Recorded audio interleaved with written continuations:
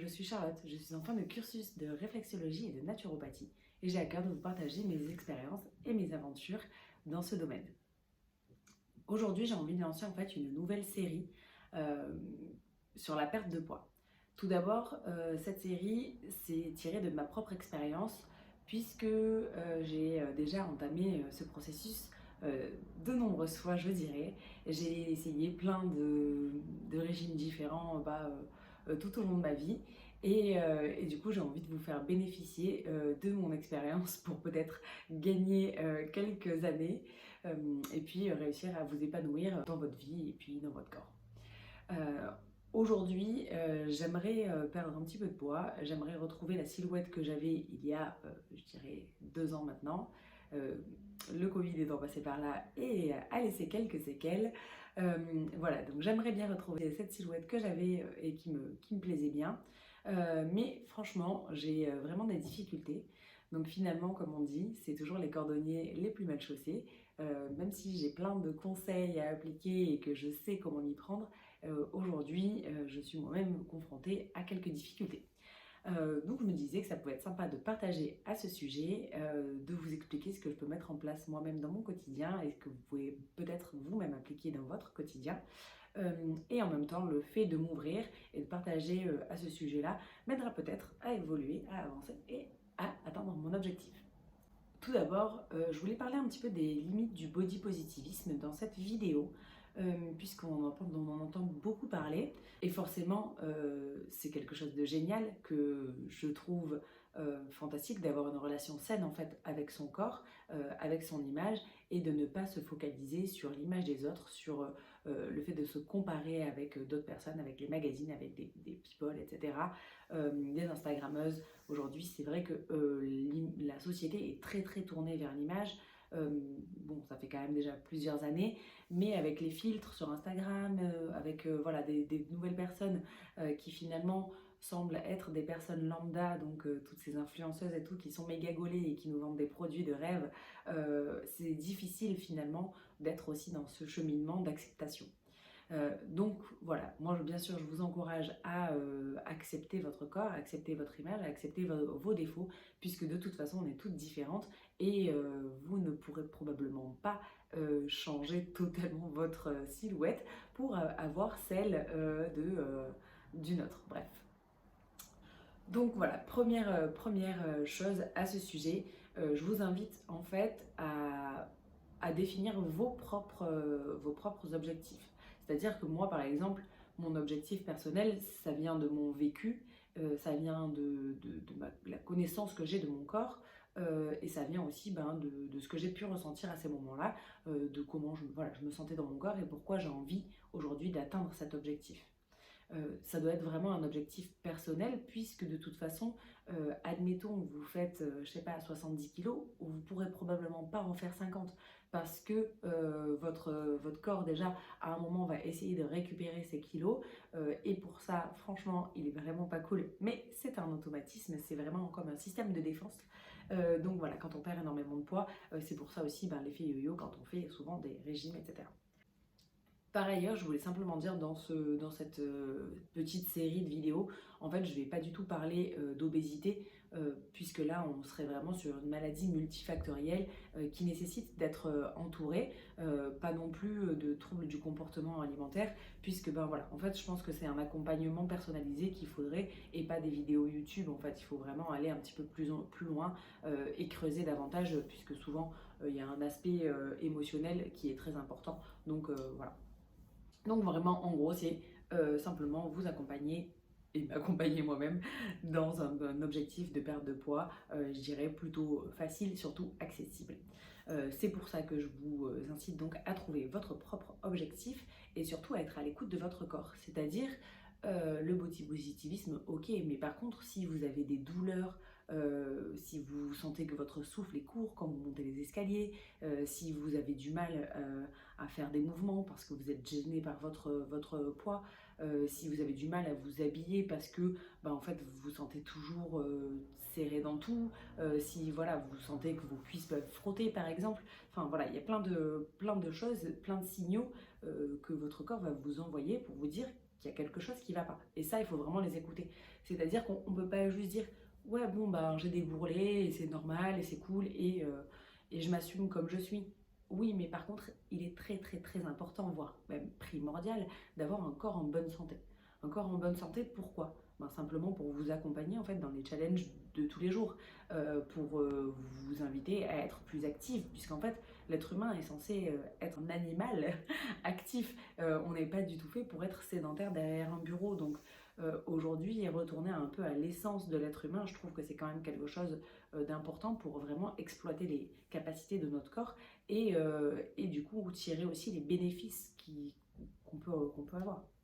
Donc voilà pourquoi je vous mets aussi en garde contre le body positivisme. Je ne vous mets pas du tout en garde sur le fait de vous assumer et de vous accepter, mais par contre de ne pas vous cacher derrière cette étiquette qui nous autorise aussi à être par exemple plus laxiste, plus flemmard et ne pas aller chercher l'amélioration. Et ça c'est un peu dommage je trouve parce que finalement l'amélioration c'est vraiment ce qu'il y a de mieux au monde. On ne peut pas avoir de meilleurs objectifs que de s'améliorer, que ce soit dans le domaine professionnel, personnel, dans nos relations aux autres. L'amélioration, ça va nous inciter à apprendre davantage, à découvrir de nouvelles choses, sortir de notre zone de confort. Enfin vraiment, s'améliorer, c'est applicable dans tous les domaines, à tous les moments, et je pense que ce doit être le but de chacun en fait. Enfin, en tout cas, moi j'ai vraiment envie de m'améliorer dans tous les domaines et récupérer un petit peu de pouvoir sur mon corps, je pense que ça me ferait du bien. Donc je disais juste avant que j'avais des difficultés à perdre du poids. Évidemment, c'est très subjectif hein, une perte de poids. Et je vous invite vraiment à être le seul maître de votre perte de poids et de ne pas écouter en fait que ce soit votre petit copain, vos amis ou n'importe qui, que ce soit dans un sens ou dans l'autre, parce que finalement peut-être que les gens qui vous aiment vont vous dire mais non t'es très bien comme ça, t'as pas besoin de perdre du poids, mais si tu n'es pas à l'aise en fait dans ton corps, il n'y a que toi qui peux le savoir, donc vraiment c'est quelque chose de très personnel. Aujourd'hui, peut-être que du coup, vous vous dites, mais pourquoi elle aurait besoin de perdre du poids? Elle n'est pas grosse, ou alors peut-être que vous, au contraire, vous vous dites, ouais, bah, va falloir y aller. Enfin voilà. En tout cas, mon objectif personnel vient de mon expérience, comme je le disais, puisque j'ai déjà perdu du poids, que j'aimais bien la silhouette que j'avais et aussi la vitalité que j'avais à ce moment-là, et c'est ce que j'aimerais retrouver. Donc je m'explique. Il y a quelques années, donc en fait, j'avais pris 500 grammes, 1 kilo par-ci par-là, et je ne m'étais pas vue grossière. Un jour, j'ai décidé de perdre du poids parce que je voyais quand même que bon, j'avais pris un petit peu, donc voilà. Et j'ai décidé ce jour-là de me peser et de prendre des photos puisque je suivais le Top Body Challenge qui est donc un programme de fit girl. Voilà, en gros, je faisais pas du tout de sport et donc ça me permettait de m'y remettre tranquillement. Et le jour où je me suis pesée, donc moi je fais 1m65, je suis pas quelqu'un de fin, j'ai jamais été mince de ma vie, je suis plutôt quelqu'un de voluptueux, je dirais. Euh, et en fait, quand je me suis pesée, j'ai vu que je faisais 68 kilos et là, ça me semblait énorme puisque moi, mon poids de croisière, je dirais, ça va être 65. C'est-à-dire que c'est un poids dans lequel je suis plutôt à l'aise et qui va pas me demander énormément d'efforts. En fait, ça va être normalement assez stable. Donc voilà, en me faisant plaisir, en mangeant équilibré, mais normalement, je dois faire 65 kilos à peu près.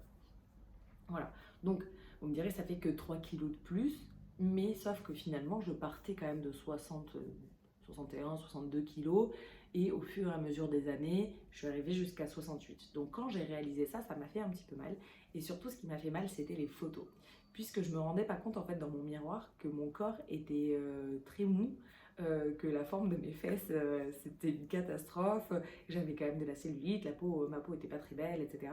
Et finalement, bah, ça a été vraiment un choc quand j'ai vu ces photos, quand j'ai vu ce poids-là, et je me suis dit, plus jamais. Donc là, j'ai commencé à perdre du poids petit à petit, etc. Et rien d'énorme, mais j'ai commencé à rentrer en fait dans un processus de vie plus saine, en tout cas, de faire un petit peu d'avoir une petite activité, manger un peu plus de légumes, etc. Et au final, ce qui a été un vrai déclencheur pour moi, c'est de trouver l'activité qui me faisait du bien et qui me ressemblait. Donc je vous invite aussi à trouver le sport qui vous permettra d'avoir ce déclencheur. pour moi c'était le CrossFit. C'est sûr que c'est un sport qui va parler à tout le monde, mais ça a marché en tout cas. Et au fur et à mesure en fait de mes séances de sport, je voyais que finalement, ben, je prenais par exemple du muscle, je ne perdais pas de gras et j'étais un peu limitée en fait dans les mouvements. Je voyais que je pouvais m'améliorer très vite, mais qu'en changeant un petit peu mon alimentation, j'aurais de meilleurs résultats. Et puis du coup, ben, quand on est dans cet engrenage-là, on a envie d'être une meilleure version de nous-mêmes et d'y arriver et puis de potentialiser justement les entraînements, etc. Donc j'ai commencé à perdre du poids puisque j'ai simplement commencé à manger mieux et plus équilibré. Et là, j'ai eu beaucoup moins de douleurs, c'est-à-dire que à la station debout dans le métro, j'avais souvent un point dans le dos qui me tirait. Je me réveillais souvent la nuit parce que je sentais que mon dos s'était bloqué. Donc le lendemain, je pouvais presque plus respirer puisque vraiment ça me coupait la respiration. Je me bloquais aussi souvent les cervicales. Quand je montais les escaliers, j'étais essoufflée. Enfin voilà, tout ça fait que mon corps n'était pas en bonne santé. Et au fur et à mesure de mes entraînements et de mon changement alimentaire, j'ai commencé à avoir des modifications. Et donc là, ça m'a plu, ça m'a beaucoup plu. Donc j'ai réussi à atteindre le poids de 61-62 kg. Donc finalement, on n'a que 6 kg, je dirais, d'écart. Mais mon corps avait beaucoup changé parce qu'il était beaucoup plus tonique. J'avais une masse musculaire que je n'avais pas du tout avant. Et donc je me sentais vraiment au top. Et ça c'était cool. Et donc c'est pour ça qu'aujourd'hui j'aimerais revenir à ça. Alors je sais que c'est très difficile d'y arriver, que ça me demandait aussi un temps personnel au sport qui était élevé. Peut-être qu'aujourd'hui je n'ai pas autant envie de m'investir, mais j'aimerais bien quand même déjà m'approcher et descendre un petit peu en dessous de 65 kg. C'est-à-dire que la fois où je m'étais dit plus jamais, aujourd'hui j'ai dépassé ce plus jamais et je suis arrivée jusqu'à 70 kilos. Donc là ça a été un petit peu aussi deuxième claque. Et le pire là-dedans c'est que je n'arrive pas à m'en défaire. C'est-à-dire que je vais osciller entre 68 et 70 kilos, mais j'ai du mal vraiment à descendre en dessous. Pour ma part, et pour vous expliquer du coup ma démarche un petit peu mieux, déjà j'ai du mal vraiment avec mon alimentation, c'est-à-dire que pendant le confinement j'ai une addiction au sucre qui est revenue assez fort et donc j'ai tendance à beaucoup grignoter et manger en dehors des repas. Donc même si je mange plutôt équilibré, mon apport calorique est probablement beaucoup trop élevé. Donc ça c'est quelque chose qu'il faudrait par exemple que je vérifie, mais je vous en parlerai dans les prochains épisodes. En deuxième point, j'ai décidé de me remettre au sport et donc je cours et je fais toujours un petit peu de crossfit, bien sûr beaucoup moins qu'avant, puisqu'avant je faisais entre 8 et 10 heures de crossfit par semaine. Enfin, en tout cas, j'y passais 8 et 10 heures, donc voilà, c'était un gros volume d'entraînement quand même. Aujourd'hui, j'y vais 2-3 fois par semaine, plus je fais par exemple 2 séances de course à pied, donc voilà, on est quand même en dessous, mais ça me convient pour cet objectif. Et donc je sens quand même que mon corps a un petit peu changé, cependant, même si les chiffres sur la balance ne baissent pas. Donc au fur et à mesure en fait, des prochains épisodes, je vais pouvoir vous expliquer ce que je mets en place, vous expliquer ce que vous pouvez mettre en place pour ne pas vous focaliser par exemple déjà sur un chiffre, pour réussir à manger un petit peu mieux, comment faire en fait, de quoi vous avez besoin dans votre alimentation. Je vais vous parler de déficit calorique, mais pas que, puisque en fait tous les coachs vont vraiment prôner le déficit calorique pour perdre du poids et en gros on va vous dire manger moins et faire plus d'activité. Ce n'est pas complètement vrai et ça dépend vraiment des personnes. Donc je vais vous parler un petit peu de régime alimentaire dans sa globalité et certainement pas de faire un régime et de restrictions alimentaires qui ne sont pas du tout ma vision des choses. Je voudrais aussi vous parler d'émotionnel et de tout ce qui peut accompagner en fait une perte de poids. Donc voilà, on va aller explorer un petit peu tous ces domaines-là, avoir une approche vraiment holistique de la perte de poids et essayer d'avoir un corps en pleine santé pour être motivé, pour pouvoir relever tous les challenges, pour voilà, avancer comme il faut dans la vie avec plus de facilité. Donc j'espère que vous me suivrez dans cette petite série. Vous pouvez donc me retrouver sur mon compte Instagram Holitips et me contacter si vous avez besoin de conseils au quotidien ou de vous rebooster, ce sera vraiment avec un grand plaisir. N'oubliez pas de vous abonner à ma chaîne du coup pour avoir un petit rappel sur les autres vidéos et surtout de me laisser un commentaire ou un petit like si ça vous a plu. J'espère qu'on aura l'occasion d'échanger ensemble sur ce domaine-là, et de voir un petit peu nos réussites, nos difficultés, parce qu'il risque aussi d'y en avoir, mais surtout d'avancer ensemble. Je vous souhaite une très très bonne journée, un très bon week-end